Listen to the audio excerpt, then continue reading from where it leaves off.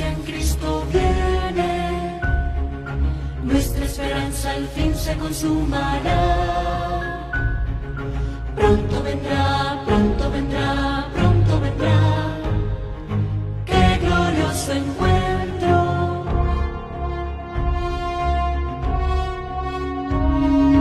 Muchos han dicho en su nombre soy el Cristo, guerras, rumores de guerras oímos ya. Pronto vendrá, sí, pronto vendrá, qué glorioso encuentro. Maranatha, Cristo viene, por su pueblo que fielmente le espero. Maranatha, Cristo viene, falta poco para nuestra redención.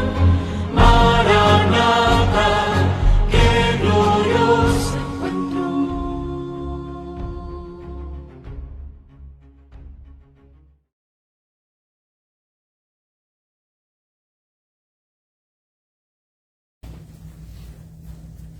Buenos días, mis queridos hermanos. Gracias le damos al Señor por su amor, por su bondad, por su misericordia, por permitirnos poder estar un sábado más aquí, reunido en su santa casa de adoración. Para mí es un gozo el poder estar aquí después de 2 semanas ausente, de no poderlos ver.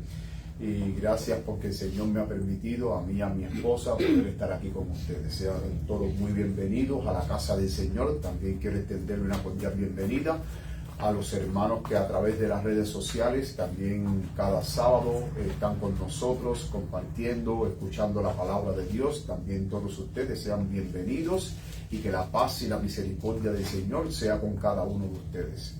En esta mañana, mis queridos hermanos, vamos a tratar un tema muy especial, y el tema que hoy vamos a tratar se llama ¿Cuándo se borran nuestros pecados del remanente fiel? O sea, ¿cuándo se borran los pecados del remanente fiel? Todos nosotros cometemos pecados, todos nosotros pecamos contra Dios. Y una de las preguntas que me surge es ¿cuándo es que mis pecados se borran? Nuestros pecados del remanente fiel. Y yo recuerdo que antes yo escuchaba de ciertos predicadores que muchas veces los predicadores cuando predicaban, ellos decían que nuestros pecados, cuando nosotros los confesamos, Dios los borra. O sea, si nosotros nos arrepentimos, si confesamos nuestros pecados, Dios los borra. Pero hoy vamos a ver a la luz de la palabra de Dios y a la luz del espíritu de profecía que no es así. Hay un momento determinado que sí Dios borra los pecados, pero el asunto es ¿cuándo es que Dios borra los pecados? Y si nosotros, por ejemplo, pecamos hoy y nos arrepentimos, entonces ¿qué es lo que pasa? Vamos, antes de continuar el tema, vamos a tener unas palabras de oración para que el Señor nos ayude a comprender este tema muy importante y así de esa manera podamos tener bien claro este tema de vital importancia que necesitamos comprender. Amoroso Padre que estás en los cielos, te pedimos, Señor, que ahora al abrir tu palabra tú nos hables, Señor, y nos ayuda a comprender este tema muy importante que hoy vamos a tratar. Hoy vamos a tratar el tema del borramiento de los pecados, de nuestros pecados, de los pecados del remanente fiel. Pero hoy necesitamos comprender algunas cosas muy importantes que tenemos de tener en cuenta, de saber cuándo es que nuestros pecados se borran, Señor. Padre, que al final de este tema, cuando se concluya, que ningún hermano de aquí salga sin ninguna duda, sino pueda comprender cuándo es que nuestros pecados se borran y bajo el momento solemne que estamos viviendo, cuál es la obligación de tu pueblo para estos tiempos, para que nuestros pecados puedan ser borrados. Quédate con nosotros, Señor, úsame con tu gracia, con tu poder, que tu Espíritu Santo tome el control de mi mente, tome el control de mis labios y que no sea yo, sino seas tú el que habla a través de mi Padre. Todo esto te lo pedimos en el nombre de Jesús. Amén. Amén. La palabra de Dios, cuando nosotros vamos a la palabra de Dios, vemos en Isaías 43:25, el versículo bíblico que leyó nuestro hermano José, que dice: yo soy el que borro tus rebeliones por amor de mí mismo, y no me acordaré de tus pecados. Noten que aquí hay una promesa grande del Señor, y la promesa aquí del Señor es que Él borra nuestras rebeliones, Él borra nuestros pecados. Ahora, cuando tú escribes algo en una pizarra y tú lo borras, ya eso no vuelve a aparecer más. Es como que se quedó en el olvido. Ya no vuelve a aparecer más. Entonces, cuando Dios dice aquí que Él borra nuestras rebeliones, es que va a llegar un momento en que Él no se va a acordar más de nuestros pecados. Pero aún cuando Dios borra nuestras rebeliones, el enemigo no puede señalar ningún pecado de nosotros. Porque si Dios los borra, el enemigo no puede señalar ningún pecado que nosotros nos hayamos arrepentido. Y si Dios borró esos pecados, el enemigo, hermano, no nos puede señalar. No puede decir: no, mira, tú cometiste esto, tú cometiste lo otro. Porque una vez que Dios los borra, hermano, quedan borrados para siempre. Eres perdonado. El enemigo no puede acusarte delante de Dios y decirte: tú eres un pecador porque tú cometiste tal pecado. No, porque si Dios borró tu pecado, el enemigo no puede sacarte en cara lo que Dios borró. Que de hecho Él dice: y no me acordaré de tus pecados. Si Dios borra nuestros pecados y no se acuerda más de nuestros pecados porque Él no olvida, pues entonces, ¿quién es el diablo para sacarte a ti en cara los pecados que Dios borró y que el mismo Dios dice: no me voy a acordar? Es una promesa, mis queridos hermanos, que el Señor nos hace. Ahora, el asunto es saber en qué momento es que Dios borra nuestros pecados. Porque antes se nos decía: cuando tú pecas y tú te arrepientes de todo corazón, Dios borra tus pecados. Hermano, eso es falso. Dios no borra nuestros pecados. Pero hay un momento en que sí Dios va a borrar nuestros pecados, y hoy vamos a ver cuál es el momento en que Dios borra nuestros pecados. Para nosotros poder comprender este tema, nosotros tenemos que ir al santuario terrenal y comprender cómo era que funcionaba el santuario terrenal. Si nosotros comprendemos cómo funciona el santuario terrenal, entonces nosotros vamos a poder comprender el tema de cuándo es que se borran nuestros pecados. Miren, ustedes saben que en el santuario terrenal estaba el atrio. Estaba el atrio. ¿Cuáles eran los muebles que habían en el atrio? El atrio es el patio. Cuando usted entraba por el este, ¿qué primer mueble usted se encontraba? El altar del sacrificio. Y el segundo mueble que usted se encontraba, ¿cuál era después del altar del sacrificio? La fuente de bronce. Que esa fuente de bronce tenía espejo por dentro y tenía agua, de tal manera que usted podía lavarse. Antes de usted entrar al santuario, hermano, usted tenía que lavarse primero, porque ese lavamiento simbolizaba la purificación que usted debía de tener para usted poder entrar al santuario, a la presencia del Señor.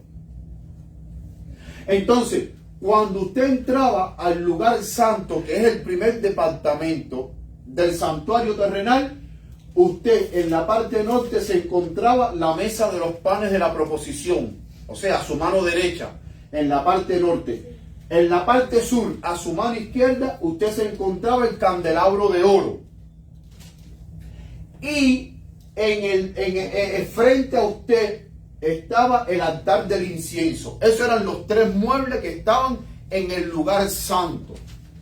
No vamos a hablar ahora del lugar santísimo. Vamos a centrarnos aquí en el primer departamento del lugar santo, pero vamos a centrarnos también en el atrio. Miren, para poder entender este tema, nosotros tenemos que entender cuando un pecador pecaba, qué era lo que sucedía. Cuando nosotros vamos al libro de Levítico, en el libro de Levítico se nos habla que el pecador que pecaba, qué era lo que debía de traer al sumo sacerdote, qué animal. Era un cordero. Ahora, ¿ese cordero debía de tener algún defecto? No, era un cordero sin defecto, un cordero sin mancha. Ahora, este cordero, ¿a quién simbolizaba? Simbolizaba a Cristo Jesús. Entonces, cuando este cordero era traído, porque el pecador pecó, el pecador tenía que poner las manos sobre el cordero y confesar su pecado.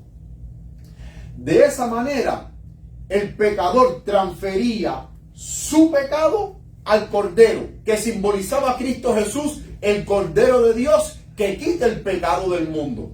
Entonces, una vez que confesaba su pecado sobre el Cordero, el mismo pecador tenía que matar a la víctima, tenía que matar al Cordero. Eso no lo hacía el sacerdote, eso lo hacía el pecador. Y una vez que el pecador mataba a la víctima, que la degollaba, el sacerdote tomaba la sangre. Y parte de esa sangre él tenía que untarla en el altar del sacrificio. Habían 4 cuernos, un cuerno en cada esquina. Y él tenía que untar sangre en los 4 cuernos. Y la sangre que le quedaba, que le sobraba, tenía que derramarla al pie del altar. Había ocasiones en que el sumo sacerdote tenía que tomar el animal, y cuando el animal era puesto en el altar del sacrificio, tenía que comer la carne del animal el sumo sacerdote. De esa manera, el sumo sacerdote cargaba con el pecado. El pecado era transferido al sumo sacerdote. Ahora, habían otras ocasiones en que el sumo sacerdote, después que el pecador mataba a la víctima, el sumo sacerdote tomaba la sangre y el sumo sacerdote entraba al lugar santo y él asperjaba sobre el velo que separaba el lugar santo del lugar santísimo. Él con su dedo tenía que asperjar sangre en el velo que separaba el lugar santo del lugar santísimo. Ese velo estaba detrás del altar del incienso y él tenía que asperjar sangre, y después que asperjaba la sangre en el velo, él tomaba con su dedo también de la sangre y untaba en el altar del incienso. Y después que untaba del altar del incienso, él salía y la sangre que sobraba tenía que vertirla al pie del altar del sacrificio. Ahora, cada vez que el sacerdote entraba al lugar santo con la sangre de ese cordero, el santuario se contaminaba con los pecados del transgresor. Los pecados que el transgresor confesaba sobre la víctima, mataba a la víctima, el sumo sacerdote tomaba la sangre y la llevaba a la parte interior del lugar santo. Él estaba llevando esos pecados al lugar santo. Entonces el santuario se contaminaba. Era como decir que todos los pecados del año completo se estaban almacenando en el lugar santo. O sea, es una cosa que se contaminaba no solamente el lugar santo, también el lugar santísimo, porque el lugar santísimo forma parte del santuario. Entonces, todos los pecados eran llevados al santuario. El santuario, mis queridos hermanos, se contaminaba. Ahora, el transgresor era perdonado por medio de la fe. Eso es justificación por la fe, porque ese cordero representa a Cristo Jesús. El pecador era justificado, era perdonado, pero el pecado, ¿dónde estaba? Dentro del santuario. Dentro del santuario.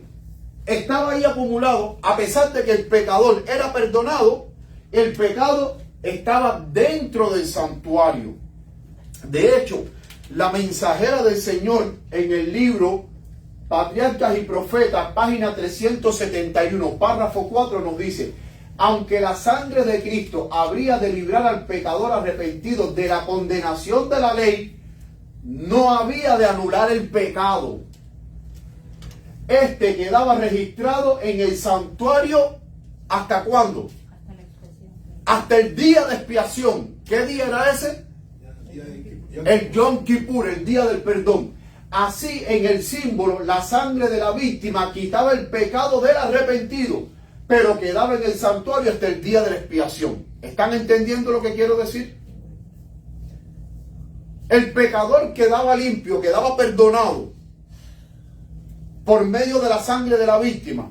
Esa víctima, ese cordero, representa a Cristo Jesús. El pecador quedaba completamente justificado, libre de la condenación, pero su pecado estaba allí en el santuario, era llevado al santuario por medio de la sangre de la víctima.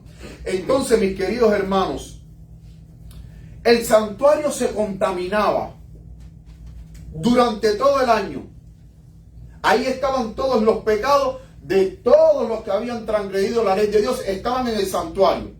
Entonces, si el santuario estaba contaminado durante todo el año de todos los pecados que eran llevados por medio de la sangre de la víctima al lugar santo, entonces había una fiesta que se celebraba también una vez al año, que era el día de expiación, donde en ese día todos los pecados acumulados durante el año de todos los transgresores, entonces ya en el día del Yom Kippur, en el día de expiación, el santuario quedaba limpio, purificado. No solamente el santuario quedaba limpio, sino también el pueblo quedaba limpio y todos los pecados eran borrados. O sea, en el día de expiación era el día en que los pecados quedaban borrados completamente. ¿Hasta aquí están entendiendo? Amén. Era en el día de expiación. De hecho, el día de la expiación, el sumo sacerdote traía 2 cabritos. Una suerte era para Jehová y la otra suerte era para Azazel.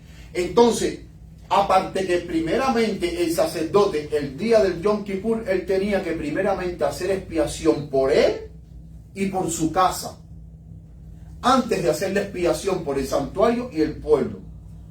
Él tenía que estar limpio, tenía que estar puro. Entonces,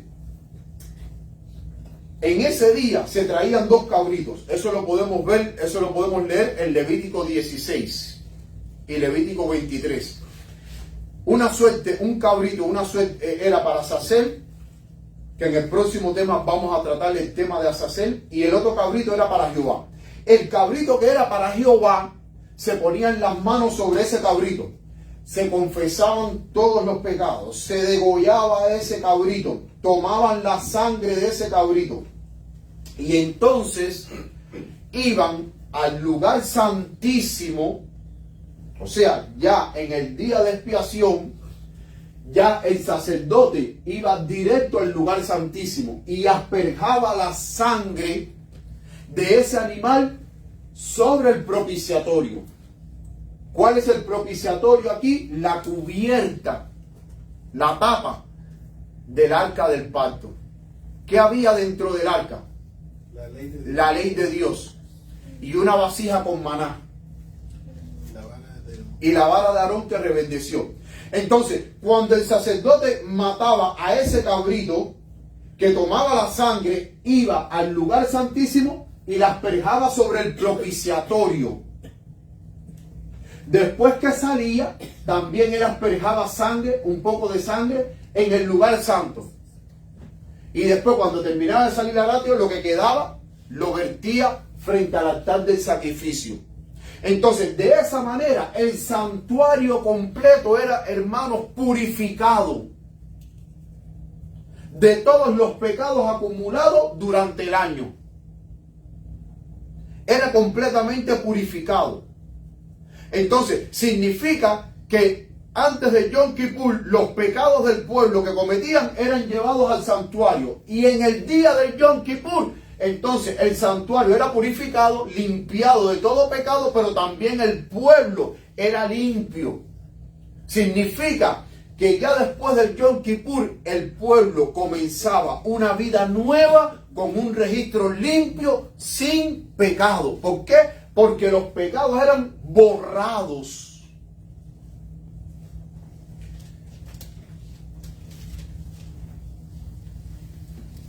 Dice Levítico 16:15, después degollará el macho cabrío en expiación por el pecado del pueblo, y llevará la sangre detrás del velo adentro, y hará de la sangre como hizo con la sangre del becerro, y le esparcirá sobre el propiciatorio y delante del propiciatorio.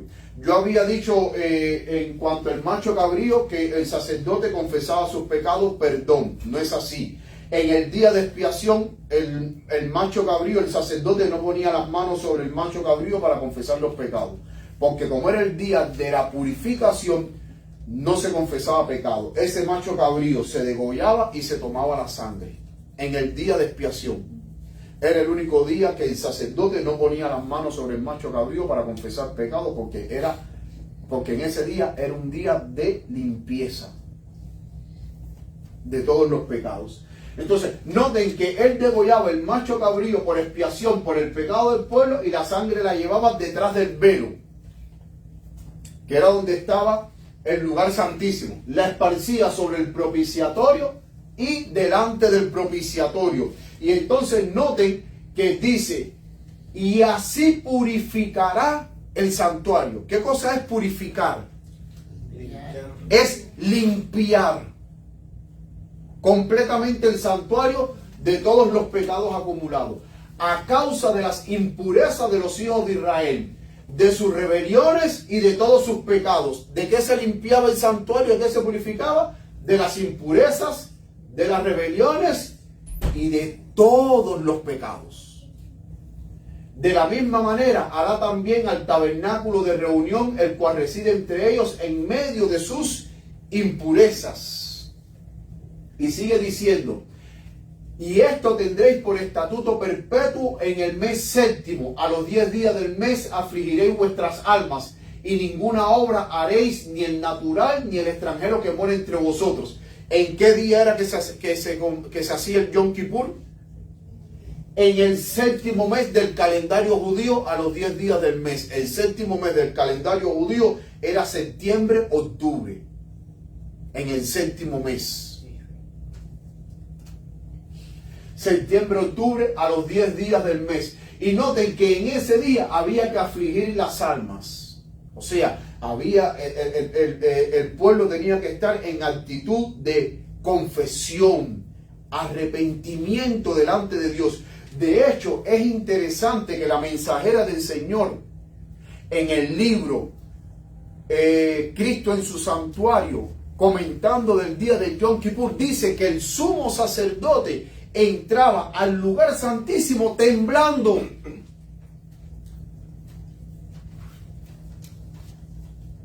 ¿Y saben por qué estaba temblando? Porque estaba delante de la presencia de Dios en el propiciatorio, entre los dos ángeles que estaban en el propiciatorio.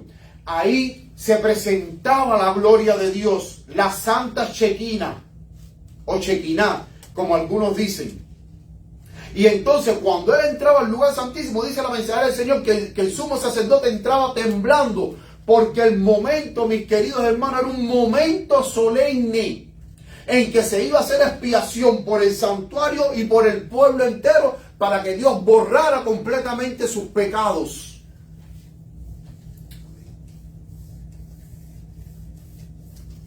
Y si el sumo sacerdote estaba delante de la presencia de Dios, temblando, ¿cómo estaba el pueblo afuera? ¿Estaba en fiesta? ¿Estaba en parranda?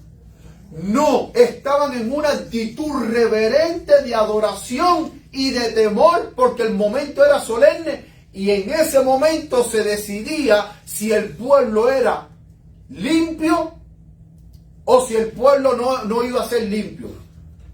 si iba a borrar los pecados o si no iba a borrar los pecados. Noten que Dios dice que en ese día, de acuerdo, como dice Levítico 23, dice, en ese día el que no se aflija, ¿qué pasaba? Era cortado del pueblo de Dios. Era un momento decisivo. Por eso es que los judíos entendían que el día de expiación era un día de juicio para el pueblo, donde se determinaba quién permanecía dentro del pueblo y quién era cortado.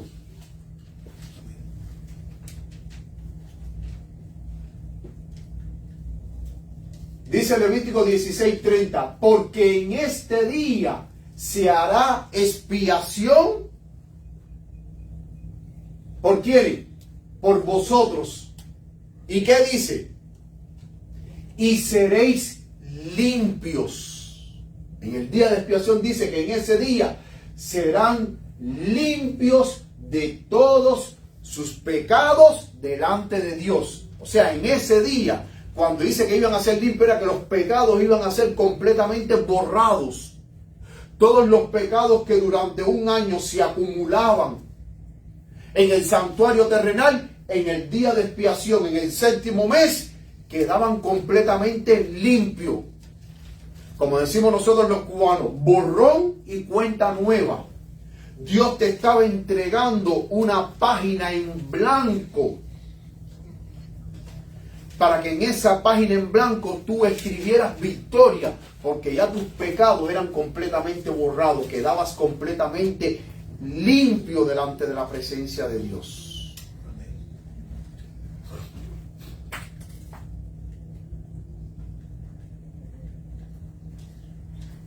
Dice, y esto tendréis como estatuto perpetuo para hacer expiación una vez al año.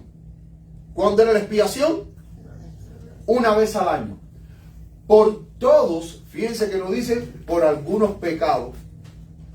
Levítico 16:34 dice, por todos los pecados de Israel. Y Moisés lo hizo como Jehová le mandó.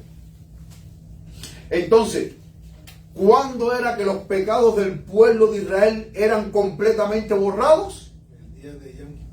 En el día de expiación, en el séptimo mes. A los 10 días del mes, el pueblo quedaba limpio. El santuario quedaba también completamente limpio. Quedaba purificado, hermanos. Entonces, ahora entendiendo lo que hemos hablado, la función del santuario terrenal, entonces no es difícil de entender cuándo es que los pecados del pueblo de Dios son borrados. Miren, cuando nosotros vamos a la gráfica de las 2300 tardes y mañanas, entendemos que en el año 31, cuando Cristo fue crucificado, resucitó y ascendió al cielo, ¿qué fue lo que Cristo inauguró? El santuario celestial. El santuario celestial. Él iba ahora a ser el sumo sacerdote del santuario celestial. De hecho, si nosotros vamos al libro de Hebreos dice 8:1. Ahora bien, el punto principal de lo que venimos diciendo es que tenemos tal sumo sacerdote, Cristo Jesús, el cual se sentó a la diestra del trono de la majestad en los cielos, ministro del santuario y de aquel verdadero tabernáculo que levantó el Señor y no el hombre. Porque recordemos que el tabernáculo que levantó el hombre en el desierto, el pueblo de Israel, era un modelo del verdadero tabernáculo. ¿Y dónde estaba ese verdadero tabernáculo? En el cielo. Sigue diciendo, vamos un momentico ahora entonces a la gráfica.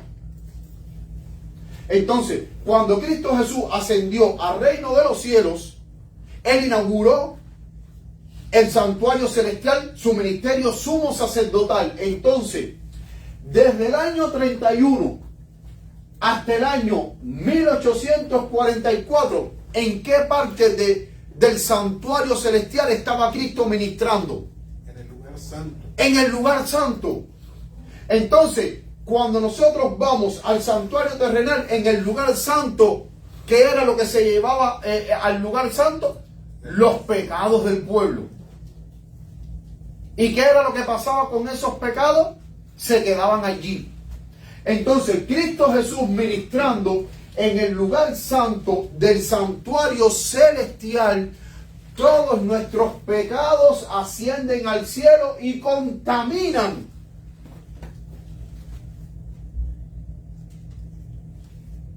el santuario celestial. Entonces, después de 1844,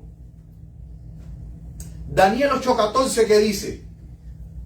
El juicio. Hasta 2300 tardes y mañana.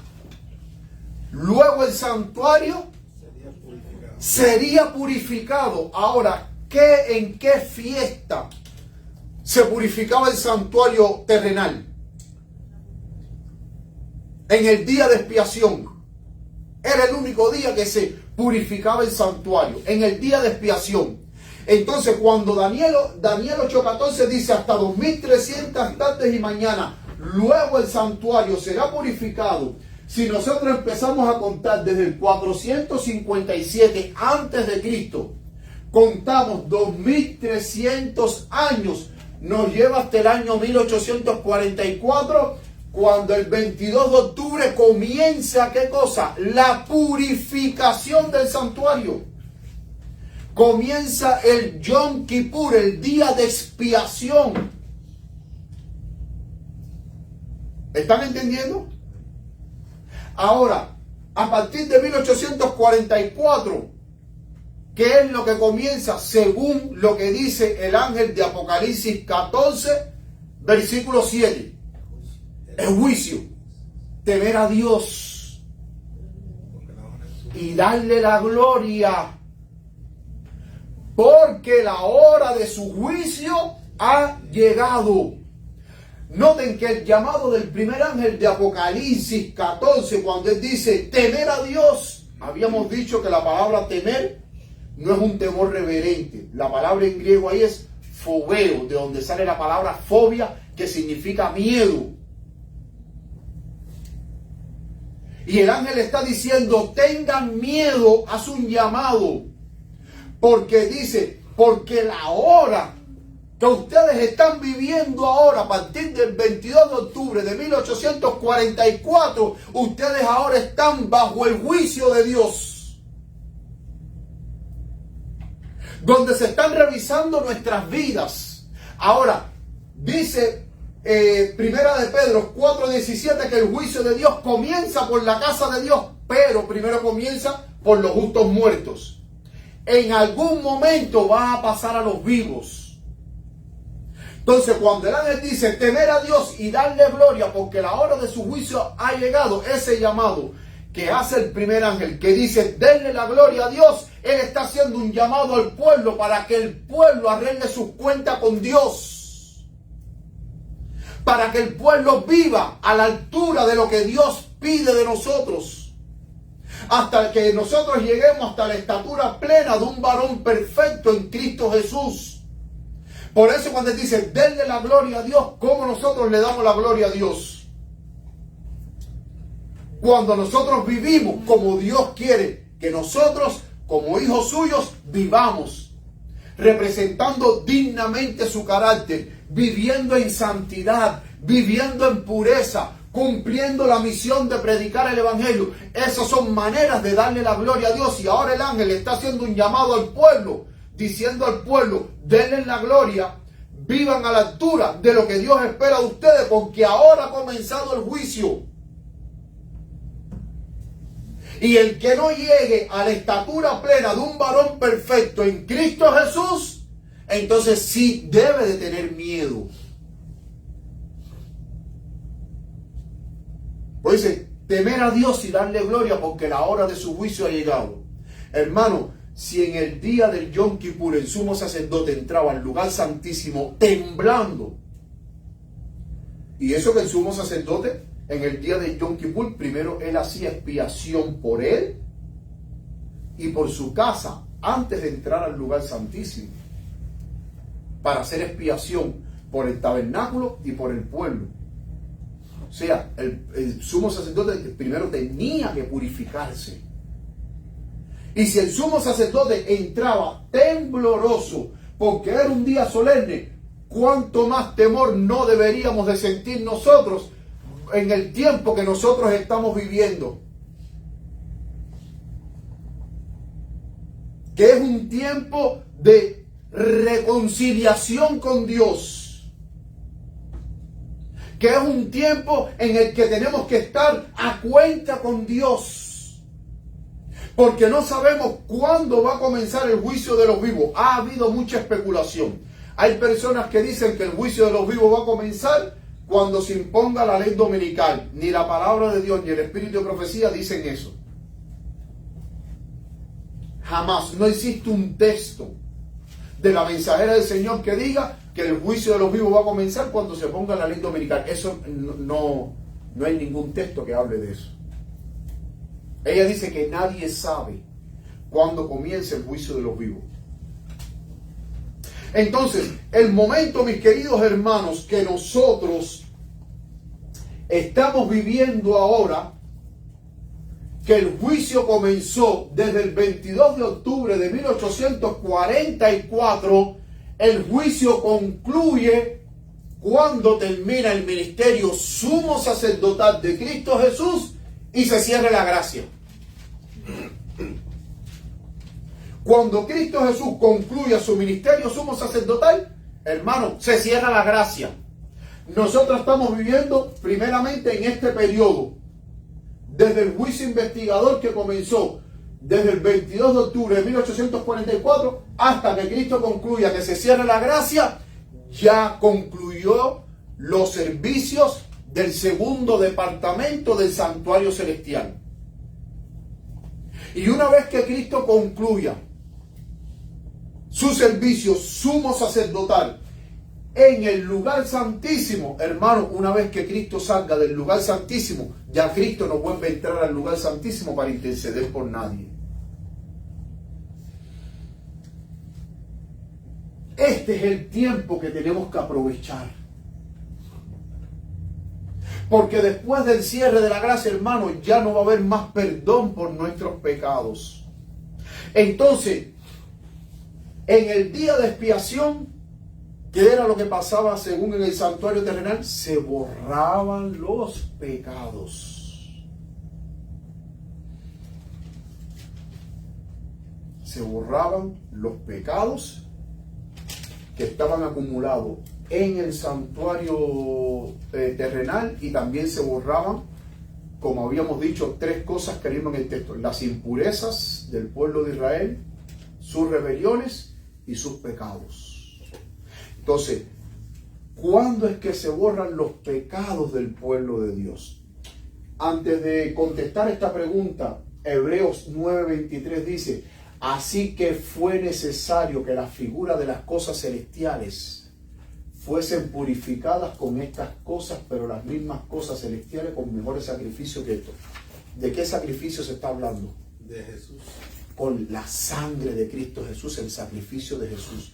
Purificar el santuario celestial de todos nuestros pecados. Entonces, en el juicio que hoy se está llevando a cabo en el cielo, nuestros pecados son borrados cuando nuestros nombres comparecen delante del juicio. Es cuando nuestros pecados son borrados. Pero les voy a decir algo: nuestros pecados son borrados no para que sigamos pecando. Es porque se supone que cuando nuestros pecados hayan sido borrados, nosotros por la sangre de Cristo hayamos alcanzado la victoria sobre el pecado. Hermano, la gracia cuando la gracia se cierra, que ya Cristo intercede, o sea, que ya Cristo no interceda más por ningún habitante de esta tierra, pero antes la gracia se va cerrando de una manera gradual, hasta que ya por último se termine de cerrar. Hasta que ya por último, mis queridos hermanos, se termine de cerrar. Noten que la Mensajera del Señor, Patriarcas y Profetas, página 371, párrafo 5, dice: en el gran día del juicio final, los muertos han de ser juzgados por las cosas que están escritas en los libros según sus obras. Apocalipsis 20:12. Entonces, en virtud de la sangre expiatoria de Cristo, los pecados de todos los que se hayan arrepentido, ¿cómo? Sinceramente. ¿Significa que entonces hay falsos arrepentimientos? Sí. Claro que sí, porque la Mensajera del Señor me llama poderosamente la atención que cuando ella habla del arrepentimiento siempre dice arrepentimiento sincero. Significa que entonces hay falsos arrepentimientos.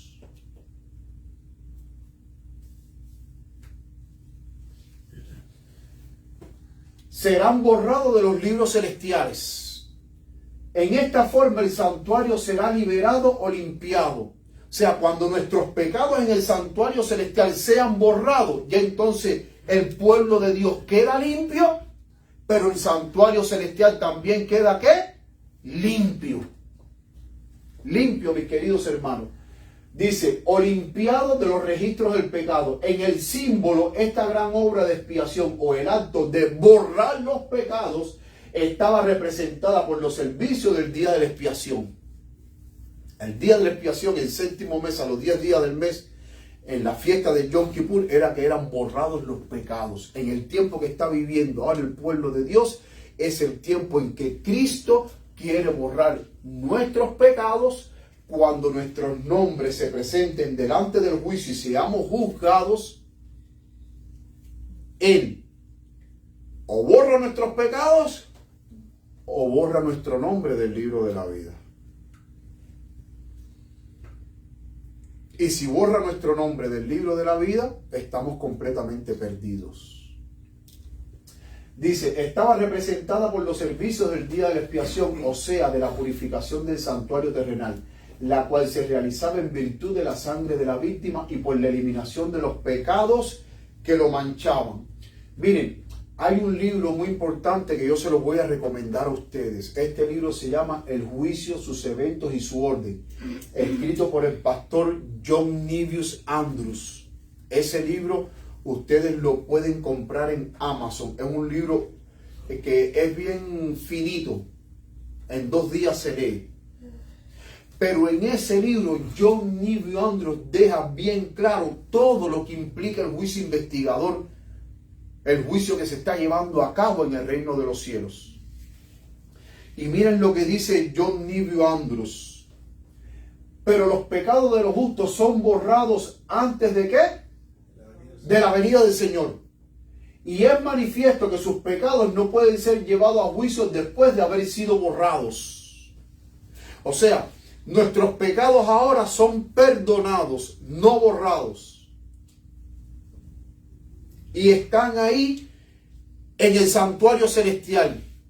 Pero cuando nosotros seamos juzgados y comience el juicio de los vivos y nuestro nombre pase delante del juez y nosotros seamos juzgados, y si nosotros hemos vencido, y eso lo vamos a ver más adelante en una cita, y nosotros hayamos vencido el pecado y hayamos alcanzado esa perfección de carácter, entonces que ahí nuestros pecados son borrados.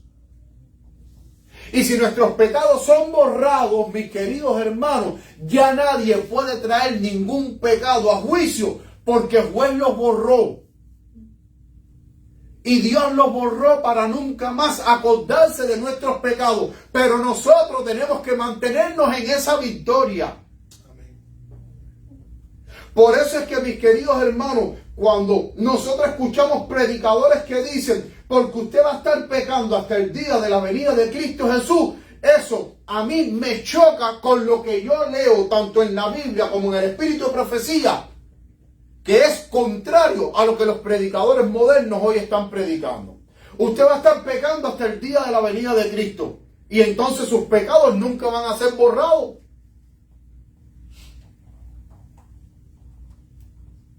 Y si usted sigue pecando hasta la venida de Cristo Jesús, hermano, usted no va a ser salvo, porque después que Cristo salga del lugar santísimo, ya no hay más sangre que Cristo presente delante del Padre en favor de usted. Este es el tiempo de arrepentimiento, de aflicción, de buscar al Señor de todo corazón, para que cuando comience el juicio de los vivos y nuestros nombres pasen, nosotros, mis queridos hermanos, nuestros nombres sean retenidos en el libro de la vida y nuestros pecados sean completamente borrados. Dice, pero los justos han de ser juzgados tan realmente como los impíos, Eclesiastés 3:17. Se deduce por lo tanto que su juicio debe ser en el momento del borramiento de sus pecados. O sea, ¿cuándo es que se borran los pecados? En el momento en que somos enjuiciados. Mientras tanto, si pecamos, nuestros pecados son perdonados, pero no borrados. Pero en el momento en que vamos a juicio, que nuestro nombre se presente delante del juicio y se abran los libros para analizar mi vida, si mi vida fue una vida consecuente con la palabra de Dios y con lo que Dios pedía de mí, entonces mis pecados ahí son completamente borrados. Y mi nombre es retenido, permanece en el libro de la vida. Amén. ¿Por qué entonces se pone fin para siempre al registro de sus transgresiones? Ya una vez que Dios ponga fin al registro de sus transgresiones, hermano, a usted el diablo no le va a poder sacar en cara ningún pecado.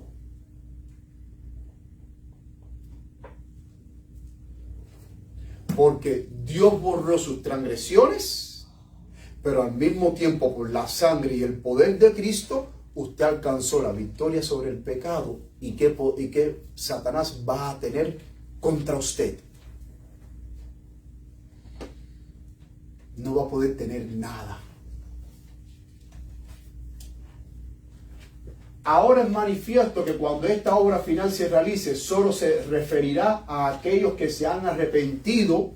Miren lo que dice ahora el pastor Andrews. Aquellos que se han arrepentido plenamente de sus pecados y han cumplido perfectamente la obra de vencer. ¿Qué significa? Que nuestros pecados van a ser borrados. Todas nuestras transgresiones van a ser borradas cuando nosotros nos hayamos arrepentido plenamente de nuestros pecados y hayamos cumplido perfectamente la obra de vencer.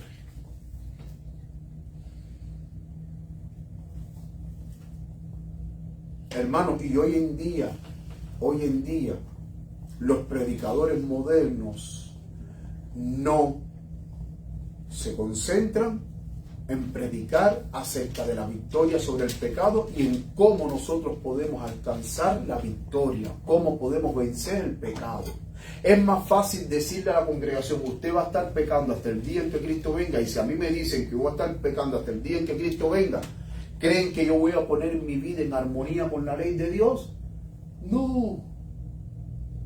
Voy a vivir como me dé la gana, voy a vivir pecando, si en definitiva cuenta al final yo voy a ser salvo. No me voy a perder.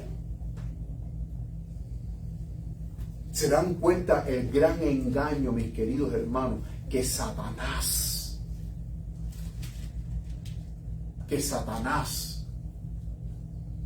ha hecho al pueblo de Dios? El gran daño a través de sus mentiras, y que esas mentiras son repetidas a través de aquellos que se dicen ser ministros de Dios, ungidos por Dios.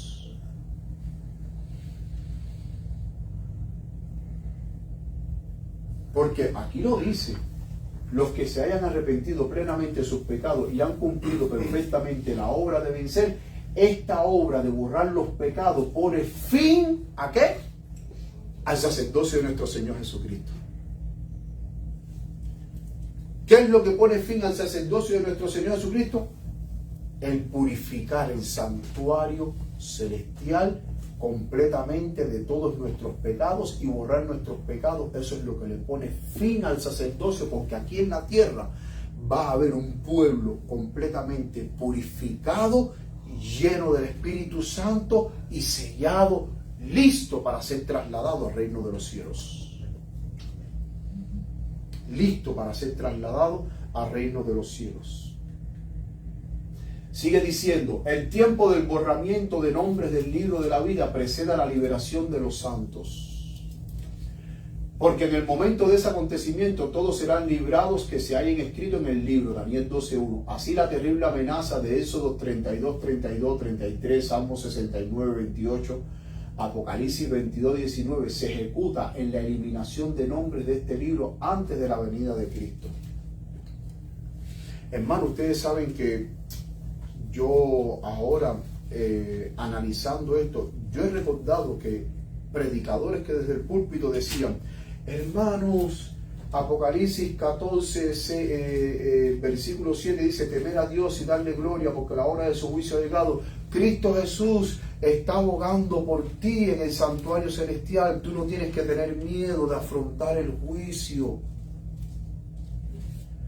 Así dicen, así yo he escuchado que decían los predicadores, dando esa falsa esperanza a los miembros, como que no te preocupes, Cristo Jesús, que es tu abogado, está delante del Padre intercediendo por ti, porque la palabra de Dios dice, abogado tenemos para con el Padre a Jesucristo el justo. Sí, Cristo es nuestro abogado, pero no todos los nombres que están en el libro de la vida van a permanecer en el libro de la vida, porque muchísimos nombres se van a borrar. Muchísimos nombres se van a borrar. ¿Y por qué se van a borrar esos nombres?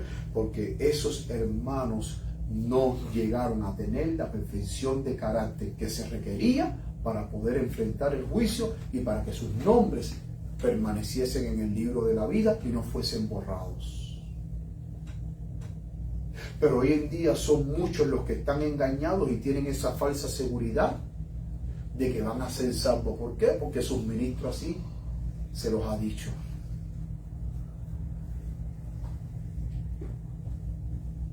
Aquellos que vencen, aquellos que ¿qué? Que pecan, son los que tienen sus pecados borrados. Dice así la cita. La cita dice, aquellos que vencen son los que tienen sus pecados borrados. Pero aquellos que no logran vencer tienen sus nombres eliminados del libro de la vida.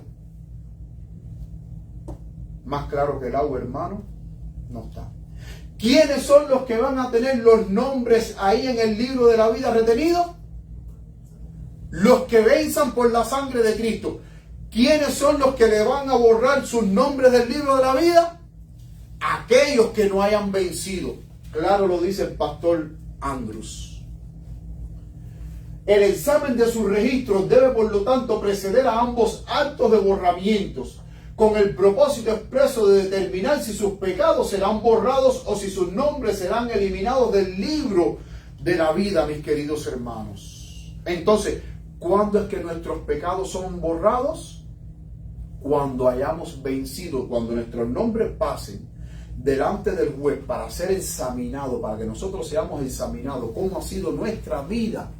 Si nosotros nos hayamos arrepentido sinceramente de todo corazón y hayamos vencido el pecado por la sangre de Cristo, pues entonces no tenemos nada que temer.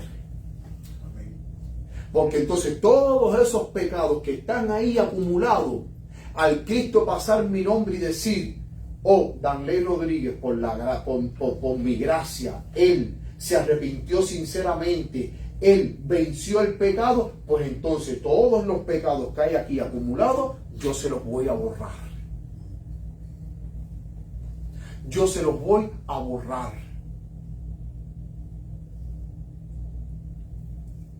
Y al borrar todos mis pecados, mis transgresiones y mis rebeliones, pues entonces mi nombre permanece en el libro de la vida para la salvación. Pero noten que aquí el pastor Andrés dice que la condición es que vencer. Nadie que no venza, mis queridos hermanos, va a ir al reino de los cielos. La obra de vencer es aquí en la tierra. Y ha habido muchos engaños de pastores y predicadores que predican, que dicen: no te preocupes, tú vas a seguir pecando hasta el día en que Cristo venga, y cuando Cristo venga, Cristo te va a transformar, o como por arte de magia. Es como con una varita que Cristo viene y te hace así, ¡ting! Ya tú dejaste de pecar, ya tú dejaste de todo, ya tú te vas conmigo para el cielo. Ese es el evangelio que le gusta escuchar a las personas que no quieren que sus corazones sean regenerados y que quieren seguir pecando, revolcándose en el pecado y disfrutando del pecado sin abandonar el pecado hasta el día en que Cristo venga.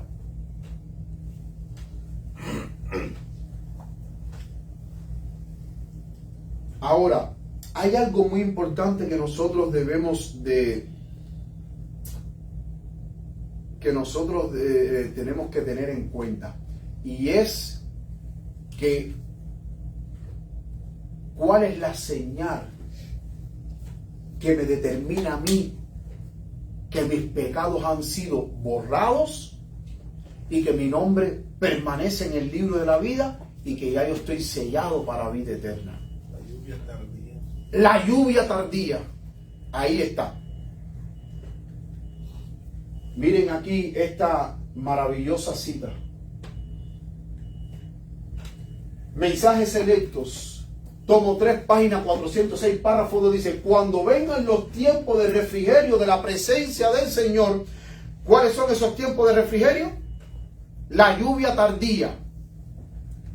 Dice: los pecados del hombre arrepentido que ha recibido la gracia de Cristo y ha vencido por la sangre del Cordero serán quitados de los registros celestiales.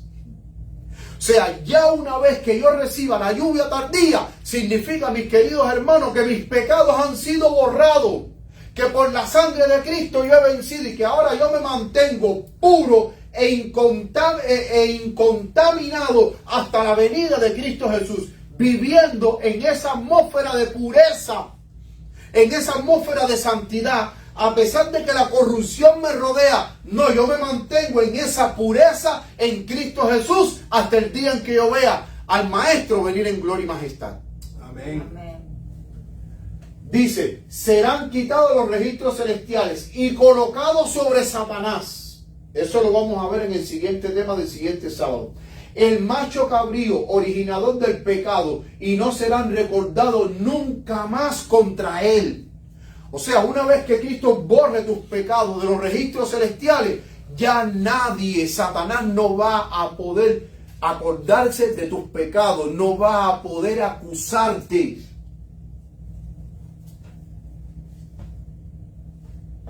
No va a poder acusarte. Pero noten que cuando vengan los tiempos de refrigerio, la lluvia tardía, los pecados del hombre arrepentido que ha recibido la gracia de Cristo y vencido por la sangre del Cordero serán eliminados. Significa que cuando yo reciba la lluvia tardía, el poder del Espíritu Santo, significa que mi nombre permanece en el libro de los cielos y que mis pecados han sido borrados y ya yo estoy sellado para vida eterna. Noten que nosotros lo podemos ver en la palabra de Dios en Hechos 3:19. ¿Qué dijo Pedro? Arrepentíos y convertíos para que sean borrados vuestros pecados. O sea, para que mis pecados sean borrados, ¿qué es lo que yo debo de hacer? Arrepentirme y ¿qué más? Y convertirme. Dos cosas muy importantes. Y tristemente estas dos palabras han desaparecido del vocabulario de los predicadores modernos. Que ya no se habla de arrepentimiento, no se habla de conversión. Porque si usted va a estar pecando hasta la venida de Cristo Jesús, ¿para qué usted se va a estar arrepintiendo? No tiene sentido. Dice Pedro: arrepentíos y convertíos. ¿Para qué? Para que sean borrados, ¿qué cosa? Nuestros pecados y vengan de la presencia del Señor tiempos de refrigerio. Entonces, por eso los pioneros adventistas entendieron que nosotros cuando nos arrepentimos y nos convertimos y nuestros pecados sean borrados de los registros celestiales, automáticamente viene la lluvia tardía. ¿Saben por qué? Porque ahora les voy a decir.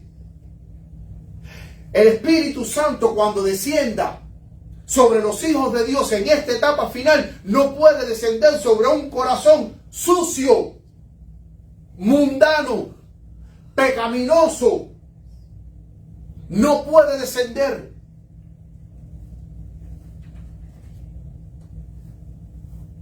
Por eso es que Pedro dice: arrepentíos y convertíos para que sean borrados vuestros pecados y venga de la presencia del Señor tiempo de refrigerio. Si los pecados no son borrados, mis queridos hermanos, el Espíritu Santo no puede venir sobre usted.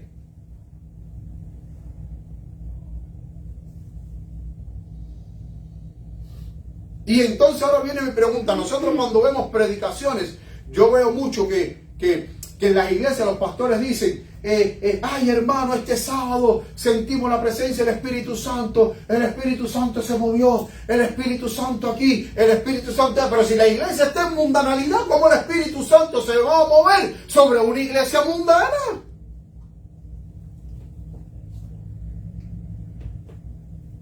Sobre una iglesia carnalizada. Sobre una iglesia carnal.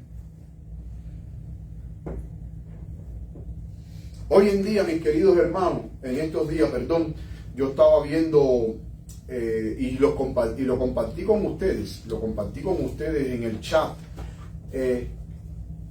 la cantidad de miembros que está perdiendo la división interamericana y suramericana. Eso es algo terrible. Y entonces cada sábado los pastores salen con el mismo guión de siempre, porque ese es el guión que le mandan a decir: sentimos la presencia de Dios este sábado, el Espíritu Santo se movió con poder, 3 almas se entregaron al Señor, el Espíritu Santo los trajo. ¿Y por qué entonces están perdiendo más de lo que están entrando?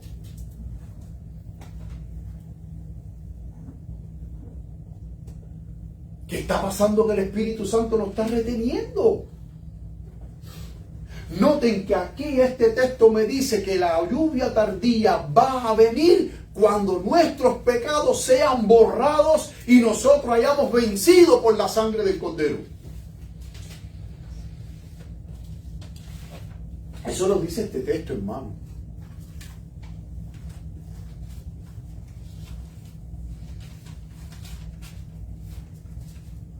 Yo vi las cifras, hermano, cifras alarmantes. Noten que cuando usted va a la palabra de Dios, al libro de Hechos de los Apóstoles, la iglesia, bajo la lluvia temprana, la iglesia crecía. Eso era, imagínense ustedes, cada vez que Pedro abría esa boca, eran miles los que se convertían a diario. Y esa iglesia crecía de una manera, hermano, era algo increíble. Bajo la administración del Espíritu Santo, la iglesia crecía. Y entonces, ¿cómo tú me vas a decir a mí: ay, que el Espíritu Santo se movió aquí, que tuvimos un servicio esto, cuando la iglesia está decreciendo? Si todas las iglesias hoy en sábado a nivel mundial adventista, como dicen: oh, que el Espíritu Santo, que lo sentimos, que aquí que el Espíritu Santo se movió, que qué tremendo servicio, que qué tremendo aquí, porque están perdiendo miembros. Y al contrario, lo que deberían es de estar entrando miles a la iglesia.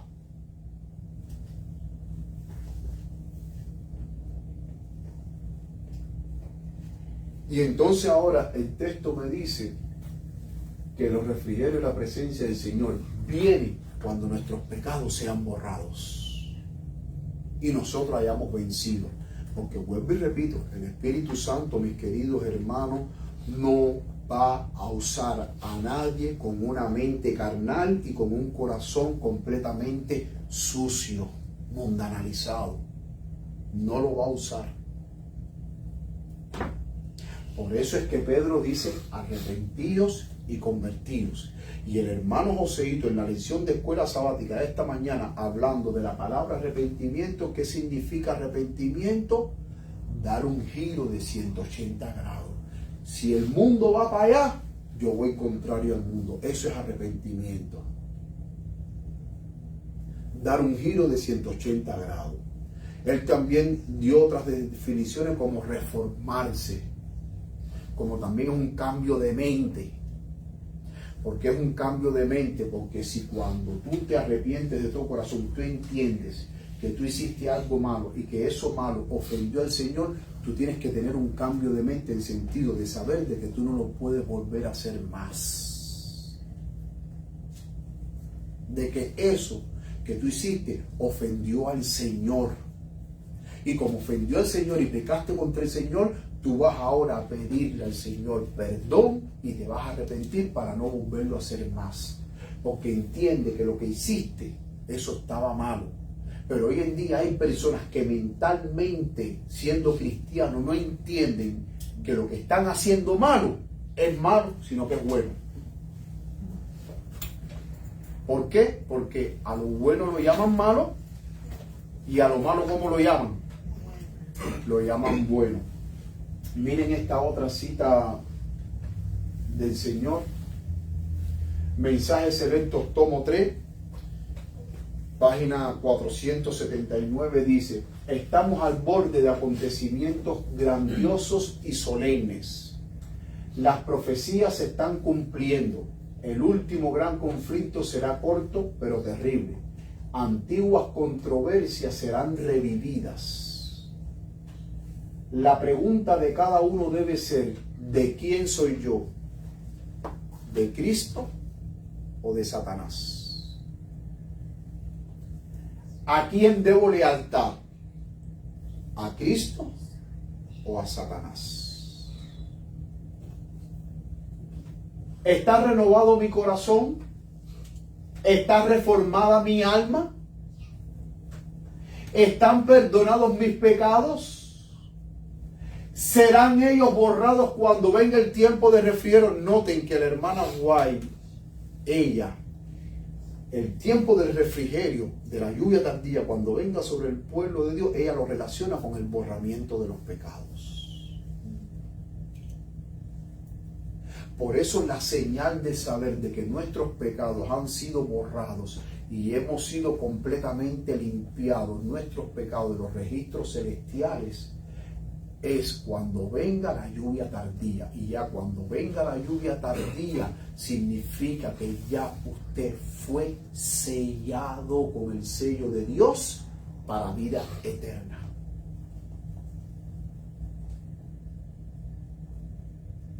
La señal para saber de que mis pecados han sido borrados es cuando el Espíritu Santo venga sobre mi vida, la lluvia tardía. Esa es la señal. Y hermano, y yo estudiando este tema muy importante, mis queridos hermanos, se los digo, en los años que yo llevo en la iglesia, yo nunca escuché un tema como este, a mí nadie nunca me lo había explicado.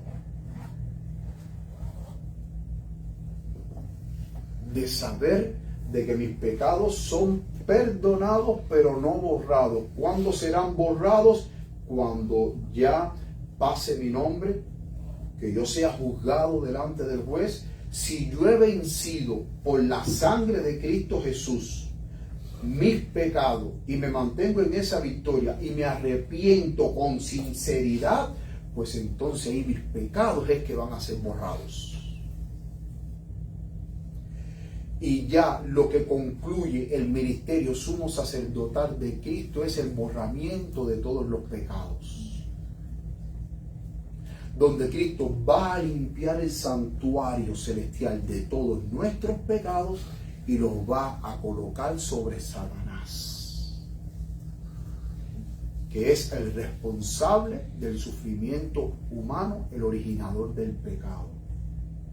Pero el pueblo de Dios aquí en la tierra va a estar limpio. Por eso la obra que Cristo está haciendo en el santuario celestial, aquí en la tierra, su remanente fiel tiene que ir a la par de esa obra. Porque en el día de expiación era un día de aflicción. No era un día donde la gente estaba jugando fútbol. No era un día donde la gente estaba jugando a la pelota. Era un día de contrición, de aflicción y de arrepentimiento, porque ese día se decidía el destino de cada uno.